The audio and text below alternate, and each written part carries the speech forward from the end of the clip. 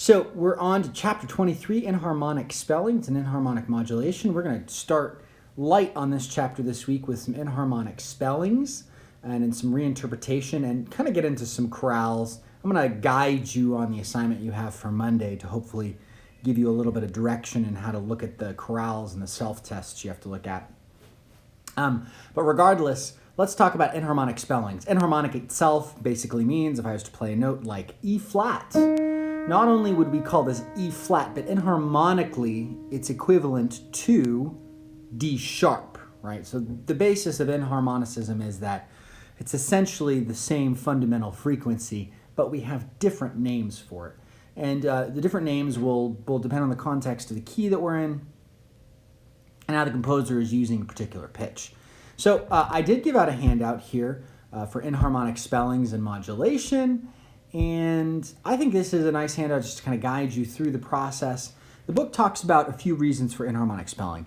The first is to show direction of a particular pitch. I want you to take, for example, the German augmented sixth chord, right? So in major keys, sometimes our flat 3 or may is spelled as a sharp 2, right? Why would they do that? Well, we know that German augmented sixth chord is going to tend towards a 1-6-4 chord, right? And so this note right here, sharp 2 in the key of C major, right? The tendency for it is to go up. And so it's better to spell it as a D sharp rather than an E flat. So again, to show direction of pitch. The second reason would be ease of reading for the performer. Now the book shows a couple of examples of this. Here's a Mendelssohn string quartet that I'll play for you, and let me just turn my volume down so you don't get double here. Let's listen to this. Example 23-2.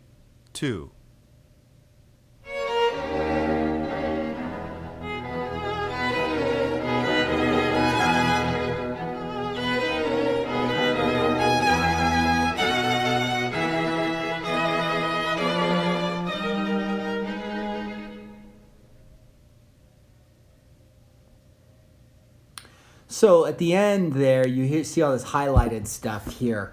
And basically, these chords are a mishmash of spelling. So let's take this one right in the middle here. We see an F flat on the bottom, then we see a B and an E here, and then we see an F flat, and then we see a G sharp and a B here. So what is this chord? Well, if we look at it enharmonically, it's either E, G sharp, and B, or we could spell it as an F flat. But in the case of what's happening in that lower line, in the cello line, it makes more sense to keep our flats here to convey the flat 6 nature of this chord. While in our violin 2 and viola, the composer is changing things to make it a little bit easier for these parts to read. So again, sometimes composers will respell things just for the ease of reading, and they won't necessarily follow what's happening exactly in the score. Here's another example, Schubert, and Schubert's starting in the key of E flat. He's going to move through the key of E flat minor at the end, ultimately to get us to B minor. And these are all relations of a third of a chromatic mediant. Now, how does he do this? I want you to look specifically at this chord right here, right? This chord is the chord in question. You can see clearly we are in B minor. But how does he set up B minor? Right, so let's listen. Let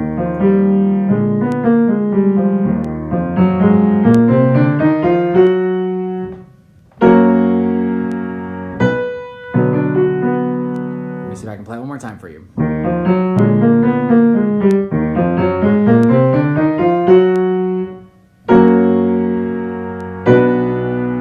If you're listening to this, this sure sounds like 5 in the key of B minor in our new key. They kind of hint at it here. C flat minor. What would that key be? Ugh. Well, if you really want to think about it, it would be the key of go down 3 half steps from C minor. And what do you get? Whew, a key that's really hard to distinguish what it might be. It would be A, double flat, right, would be the relative key here. Kind of a tough one to figure out what that would be. So anyway, tough key to write in. We don't want to write in C flat minor because this is what we consider a theoretical key. And so better to interpret as B minor instead. And that's what Schubert does. But in order to transition smoothly, instead of spelling this chord as an F sharp major chord, which is the 5 chord of B minor, he instead spells it as G flat major triad, which is enharmonically equivalent to F sharp minor. And that gives us a nice smooth transition, really using a common tone, G flat, into the key of B minor, or the enharmonic equivalent of C flat. So again, ease of reading here helps with a transition in this case. We're not necessarily reinterpreting it enharmonically, we're just using an enharmonically equivalent key so that it's not so darn hard to read it. C flat minor, again, the relative measure of C flat minor, I did that backwards, would be E double flat, and that's not a good key to operate in. Okay, so the third reason here would be enharmonic modulation. And really that's the point of this chapter. We're going to be using a chord that we're given, and that chord is going to be enharmonically reinterpreted as a different chord functioning in a new key to serve as a transition or as a common chord between our two keys. So let's take, for instance, this example right here. D flat major 5/7. We have this chord right here. A flat, C, E flat, G flat. Now that's fine. If this is 5/7, it would resolve like this. Yeah, easy enough, right? However, what if a composer wanted to use this chord, a 5/7 chord, in a little bit of a different way? Well, let's think about this. What if instead we view the G flat as an F sharp? So again, these are enharmonically equivalent. G flat, F sharp.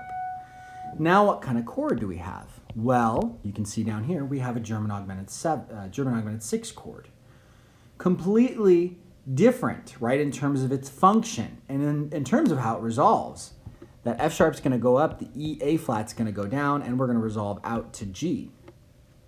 Whereas a 5/7 is going to go down to a D flat here. The chordal 7th is going to go down here, and we can fill in the A flat somewhere down here so we can have a D flat major triad. Versus, right? Or if we go to 1/6/4 chord. So completely different. So imagine a context where you're given the 5/7 in the key of D flat major. So say we had some progression.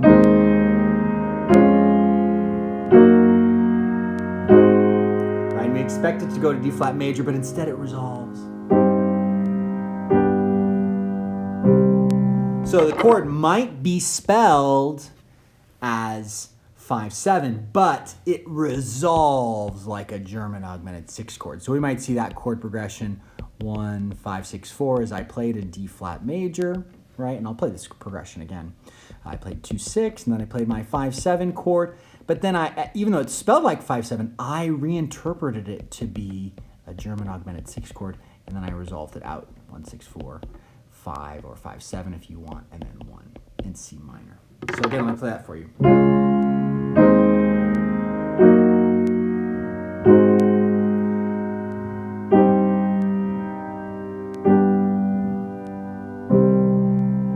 Sorry for that little Walmart notification there at the top. So you can hear, we get to the 5/7, then it resolves completely different. So we're going to be practicing some exercises where we reinterpret this in a few different keys. Now the other one that we can reinterpret, which is a little more complicated, is our 7 fully diminished 7 chord. Now whereas a 5/7 chord can be reinterpreted as a German augmented 7, or vice versa, a German augmented 6, can be reinterpreted as a 5/7, and that looks pretty easy because we're just changing that minor 7 on the outside to become an augmented 6, right? So we're really just changing the top note of a root position 5/7 chord. A 7 fully diminished 7 chord can be spelled or can be reinterpreted in 4 different ways. And I literally just played all of these chords. This one, this one, this one, and this one. They all sound the same because they're all enharmonically equivalent. Right? They all sound the same. However, they're spelled differently, right? Enharmonically spelled differently, and therefore they all have different functions, right? Meaning that they're all 7 chords in different keys. So let's see how this works. If we change that top note now to become an E sharp instead of an F natural, we've reorganized this chord, so now this is the chord in root position. So this is no longer a 7 diminished chord in A minor, but now it's a 7 diminished 6/5 in the key of F sharp minor. And then we can reinterpret it yet again. We change all of the pitches this time. We reinterpret all of them, but again, it's the same sound to now be 7 diminished 4/3, and finally 7 diminished 4/2. So how do we do this? Well, let's take this as an example, and let's jump back over to our worksheet, and I'll show you how you might sort this out yourself. So here's our worksheet here, and let's start with our A fully diminished 7 chord, and it looks like this, if you'll remember, right, with the G sharp, and there's our fully diminished 7 chord. Okay, so here's the idea. Every one of the notes, G sharp, B, D, and F, can all be a possible leading tone for a new key. Now, why is this the case? Well, if we look at, let me see if I can get my keyboard out here. If we look at a fully diminished 7, there are your notes right there. They're all minor thirds, right? And what happens when we invert it? It still looks like all minor thirds. It's all 3 half steps. And what if we invert it again? Again, it looks like all minor thirds, even though one of those, these two, is spelled as an augmented second. So what does that mean? If we're just looking at this chord on the keyboard, of course, this looks like a 7 diminished 7 of A minor. But then when we invert it, if we don't look at the spelling of it, now it looks like a 7 fully diminished 7 of C. And now it looks like a 7 fully diminished 7 of E flat. And now it looks like a 7 fully diminished 7 of F sharp. And finally, we can go back all the way to A minor. So again, even though when we spell it, there's an augmented second in there, we can actually reinterpret that augmented second, as it was right here, as a minor third. And therefore, we can review all of the notes in the 7 chord to be a possible leading tone. So let's start with B. What would B be the leading tone of? C major or C minor. Now it doesn't really matter because it can serve in either capacity according to mode mixture. Okay, what about D? What's D the leading tone of?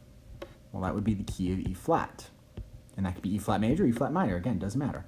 And finally, F would be the leading tone of either G flat or F sharp if you want to reinterpret the F to be an E sharp. Now I'm going to tell you right now, it's going to be easier to write this as as E sharp as opposed to F, because G flat doesn't have a natural minor key associated with it. So we'll reinterpret the F at the end as an E sharp.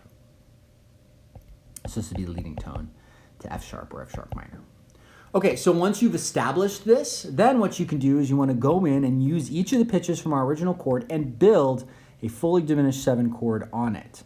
So let's take the first one, B, based on B, D, F, natural, and then we want an A flat there. And just be it a keyboard or have your paper keyboard in front of you and just count those half steps, 3 half steps per minor third. Okay, so how about D fully diminished 7? We want this, and then C flat at the top. All right? And then finally for F sharp, we want E sharp, G sharp, B, all minor thirds. And then finally, we want a D natural on top. And voila. Okay, so we're not quite done yet when we inharmonically reinterpret these. And know that this is just an exercise. When we actually see this in the score, we're not going to see what the chord is being reinterpreted as. We have to intuit that, like by looking at the chord and saying, okay, what's the context of this? How might it be functioning fundamentally, as opposed to looking at the notes and seeing how they're moving. So now we want to take our original chord and match up each of our chords so that inharmonically it looks the same. Meaning right now our chord in C minor inharmonically is not the same. So we have to invert it so that it's basically, or not basically, it is equivalent to our original chord. So we can do this. And now you see G sharp equals A flat, B equals B, D equals D, and F equals F. And so now we have a 7 fully diminished 4/2. Let's go over to E flat. So what would be the equivalent of our G sharp on the bottom there? And that would be the A flat here. So if we build the rest of the chord, we have A flat, and we have our C flat out here on the side, D, and F. And again, you can see at the beginning, G sharp equals A flat here, and C flat equals B from our original chord, D, D, F, F. And this is a 7 diminished 4/3.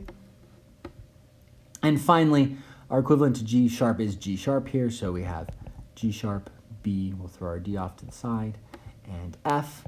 And this is a 7 fully diminished 6/5. And again, we go back. First chord, 7 diminished in A minor, 7 diminished 4/2 in C minor, or C major, doesn't matter. 7 diminished 4/3 in E flat, and finally 7 diminished 6/5 in F sharp. And they should all be the same. I read through all those chords, and they're all inharmonically equal. Nothing has changed. So we can go back and we can see these are spelled exactly as I had spelled them before, in a different order because of the process I took. And I would recommend you take that process for the exercises that you're going to be doing. Let's do a couple of the spellings for German augmented 6. We'll go forwards and backwards. So let's take G major. Let's take, sorry about that. Let's take a 5/7 in G major and then find the equivalent German augmented 6 chord and what key that would be.